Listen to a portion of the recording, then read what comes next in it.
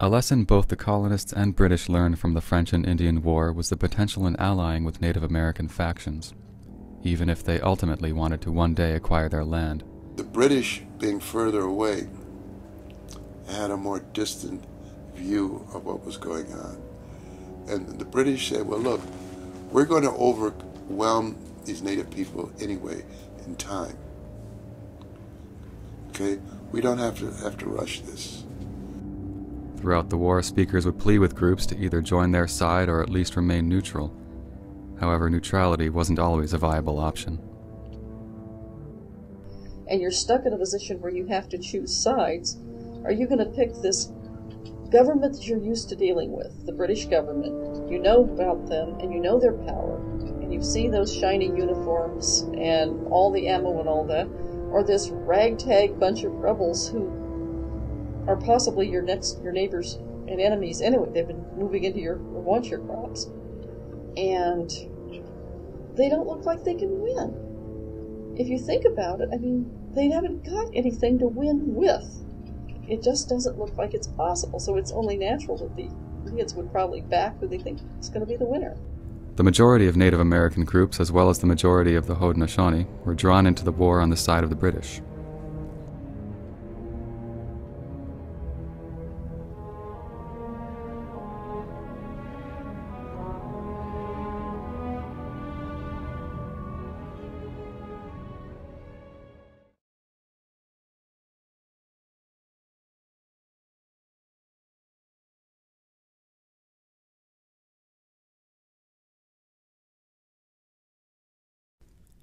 On May 31, 1779, George Washington expressed to General John Sullivan that he wanted the possibility of significant Iroquois involvement in the war completely eliminated. His orders went: "The immediate objects are the total destruction and devastation of their settlements, and the capture of as many prisoners of every age and sex as possible. Do it in the most effectual manner, that the country may not be merely overrun, but destroyed.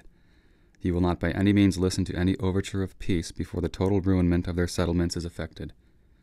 Our future security will be in their inability to injure us and in the terror with which the severity of the chastisement they receive will inspire them."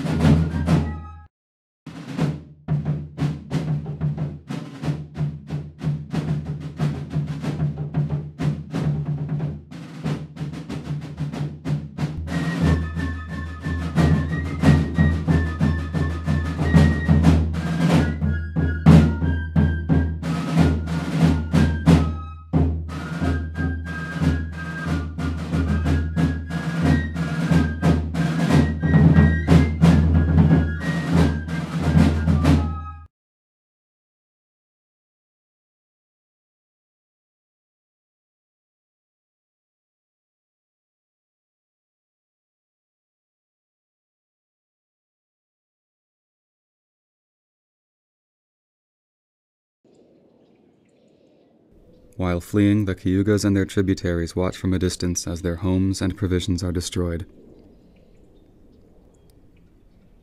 The re-establishment of the Saponi and Tutelo rises in smoke. It is late September, and they find themselves without shelter, security, or the smallest store of food.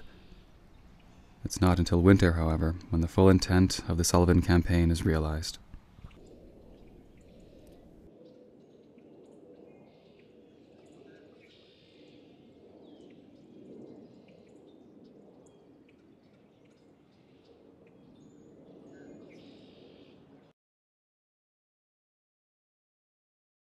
By the end of the war, the Iroquois population had been reduced by half, and many of them had retreated into what is now Ontario.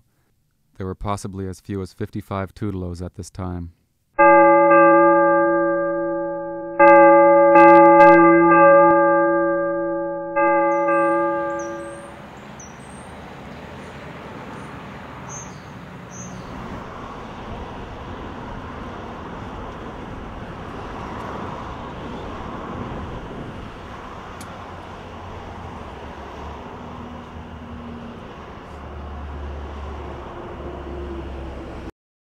New York was opened for settlement.